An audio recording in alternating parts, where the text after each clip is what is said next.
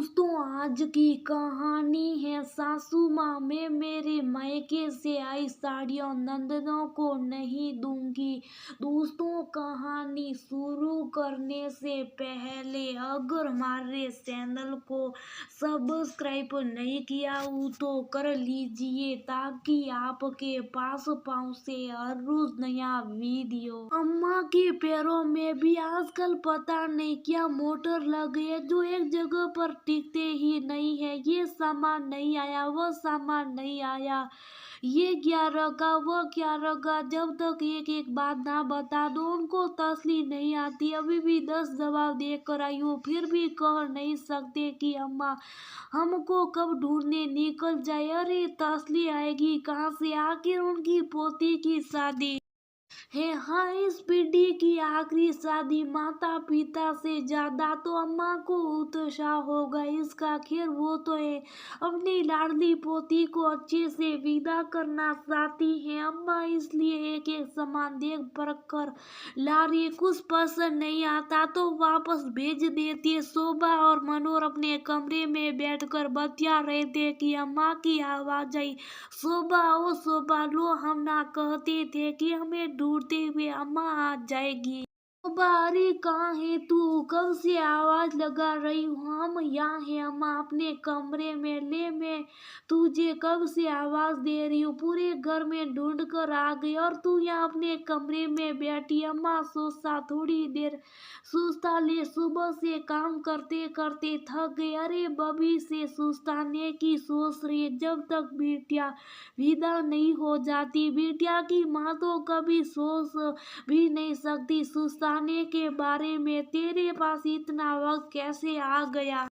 अरे अम्मा थोड़ी देर बैठो तो सही। बेटे, मनोहर ने जबरदस्ती अम्मा को खींचकर अपने पास ही बिठा लिया। अरे मनोहर, बैठने की फुर्सत किसके पास है, कितना काम पड़ा हुआ है पता नहीं तुम दोनों को दिखता है कि नहीं। अरे अम्मा सब हो जाएगा, क्यों परेशान हो रही हो। क्यों परेशान ना हो, मेरी पोती की शादी है, कोई चीज की कमी नहीं रहनी चाहिए, नहीं तो सॉरी को जिंदगी भर सुनना पड़ जाएगा। अरे अम्मा सब कुछ तो ला कर रख दिया, अब क्या कमी रह गई। बक्सा तो लाई नहीं। अरे आजकल बक्सा कौन देता, सब कुछ इतना अच्छा तो दे रही हो, फिर भला बक्सा क्यों। ना ना, बक्सा तो जरूर आएगा। आखिर बक्सा खुलवाई की रस्म तो बक्से से ही होती है। ये तो आजकल नया कर दिया कि पेटी खोलकर बस रस्म कर देते लोग। चलो ठीक है अम्मा, ले आएंगे। ले ही आना, नहीं लाऊंगा तो मुझे कौन सा चैन से बैठने देने वाली हो अम्मा। मनोहर ने माँ की टांग खींचते हुए कहा। हाँ ये बात भी सही है, बैठने तो मैं तुझे दूंगी नहीं माँ, जो हूँ तेरी। मनोहर के सिर पर शपथ मारते हुए अम्मा ने कहा। दूसरे दिन मनोहर बक्सा लेना भूल गया तो अम्मा ने उसे डांट लगाई। अम्मा मनोहर को डांट लगा रही थी तो बड़ी पोती कविता भी आ गई। क्या बात है अम्मा, आप मेरे पापा को डांट क्यों रही हो। डांटो नहीं तो क्या आरती उतारूं। तेरे पापा की बक्सा लाने को कहा था, देख अभी तक बक्सा लेकर नहीं आया। अम्मा ने अपनी बड़ी पोती से मनोहर की शिकायत करते हुए कहा। सब सामान आ तो गया, माँ तो बस एक बक्से के लिए बावली हुए जा रही है। मनोहर ने भी बेटी के सामने अपना पक्ष रखा। दोनों को लड़ते देखकर कविता की हंसी छूट गई। क्या आप लोग भी दोनों बच्चों की तरह लड़ रहे हो अम्मा। अभी तो पूरे 10 दिन बाकी, आ जाएगा बच्चा भी। अरे नहीं आया तो सोटी को सुनना पड़ेगा ससुराल में, जानती है ना ससुराल वाले एक चीज की कमी भी बर्दाश्त नहीं करते। अम्मा के कहती कविता का चेहरा उतर गया।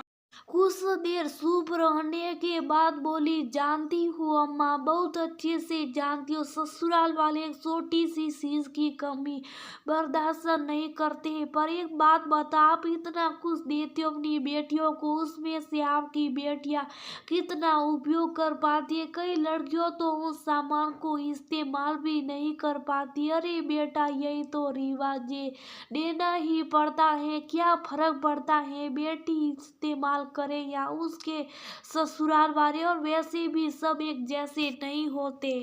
अम्मा तो कहकर चली गई, पर कविता को याद हो आया उसकी शादी के बाद का मंजर। जब वह विदा होकर अपने ससुराल गई थी, तब भी अम्मा ने बक्से के लिए काफी हंगामा किया था। आखिर बक्सा ठीक फेरों के दिन आया और उसी बक्से में कविता की सारी साड़ियां रख उसे विदा किया गया।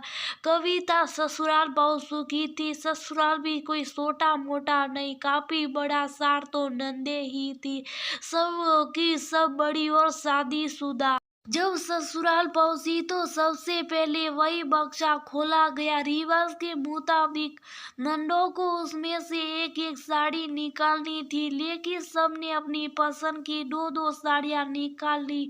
कविता कुछ ना कह पाई और सास हंसती हुई सिर्फ इतना ही बोली, अरे और ये तो ले लो, अभी तो बहुत साड़ियां आई है, अब भाभी लाड़ साफ नहीं करेगी नंदों को तो और कौन करेगा। कविता अपने ससुराल वालों का लालच देखकर शतबद्ध रह गई, पर रही दवेली दुल्हन थी इसलिए कुछ कह ना सकी।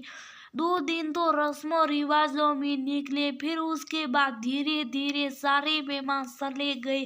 सारों ननद और उनका परिवार अभी घर में मौजूद था। तीसरे दिन सब लोगों ने मिलकर उसका सारा में सामान व्यवस्थित कर दिया। सामान व्यवस्थित करते जा रहे थे और 10 दिन मैक निकाले जा रहे थे। सोफे बार हॉल की शोभा बढ़ा रहे थे। वही गिफ्ट में आई सारी पेंटिंग भी हॉल में सजा दी गई थी। भाभी का कमरा छोटा, ये कहकर उसकी ड्रेसिंग और अलमारी सासू माँ के कमरे में शिफ्ट कर दी गई थी। नंदों को शादी की विदाई भी तो देनी थी, तो उसकी बलि सड़े कविता के देश में आए इलेक्ट्रॉनिक पैलेस, ये कहकर कि घर में तो सब रखे हुए, इनका क्या करेंगे, जिसे जो जरूरत हो वह उसे दे दो। टीवी बड़ी नंदन को दे दी गई, फ्रिज दूसरी नंबर ननन को, वॉशिंग मशीन तीसरी ननन को दे दी गई और मिक्सी और सिलाई मशीन चौथी ननन को, क्योंकि मिक्सी बाकी 3 चीजों की कीमत को पूरी नहीं कर पाई, इसलिए छोटी ननन को 2 चीजें दी गई। ले देकर कविता के कमरे में आया तो सिर्फ पलंग और अम्मा का बक्सा। कविता मन महसूस कर रह गई, इतने प्यार से माँ पापा और अम्मा ने एक एक सामान सजोया था उसके लिए, उसमें सिर्फ से मिला क्या। शादी में आए गहने भी सासू माँ ने अपनी पास रख लिए, ये कहकर कि बहू तुम संभाल नहीं पाओगी। जब कुछ दिन रुकने के लिए कविता अपने मायके गई, तभी उसने अम्मा से कहा था, क्या फायदा इतना दहेज देने का, इतने पैसे खर्च करने का, इससे अच्छा तो आप मेरे नाम से एफडी करवा देते तो कम से कम मेरे काम आती। इतनी महंगी महंगी साड़ियाँ दी थी वो, और इलेक्ट्रॉनिक का सामान तो नंदे लेकर चली गई। मेरे हिस्से तो पलंग और बक्सा ही आया है। जो सोफे आपने दिए थे उस पर मुझे सास मुझे बैठने नहीं देती, ये कर कि हमारे यहाँ बहू मेहमानों के सामने ऊपर नहीं बैठती। नहीं बेटा, ये तो रिवाज है, देने पड़ता है। अब ससुराल वाले उसका क्या करते, वह उनकी सोच पर तू पलट कर अपने ससुराल वालों को कभी जवाब मत देना, ये कहकर अम्मा ने चुप करा दिया। जब विदा होकर कविता वापस ससुराल गई तो सासू माँ ने उसके मायके से क्या विदाई मिली वो दिखाने के लिए कहा। कविता ने जब सारी चीजें दिखा दी, उनमें से कुछ साड़ियाँ सासू माँ ने ये कहकर अलग रख दी कि जब तुम्हारी नंदे आए तो ये उन्हें दे देना, पर इस बार कविता ने जवाब दे दिया, माफ करना माँ जी, ये साड़ियाँ मुझे मेरे मायके वालों ने दी हैं। अगर मुझे मेरी नंदों को देना होगा तो मैं मेरे पास से अलग से खरीद कर दिया करूँगी, या जो मेरी इच्छा होगी वह निकाल कर दे दूंगी। ऐसा कहकर कविता साड़ियाँ लेकर अंदर चली गई और सासू माँ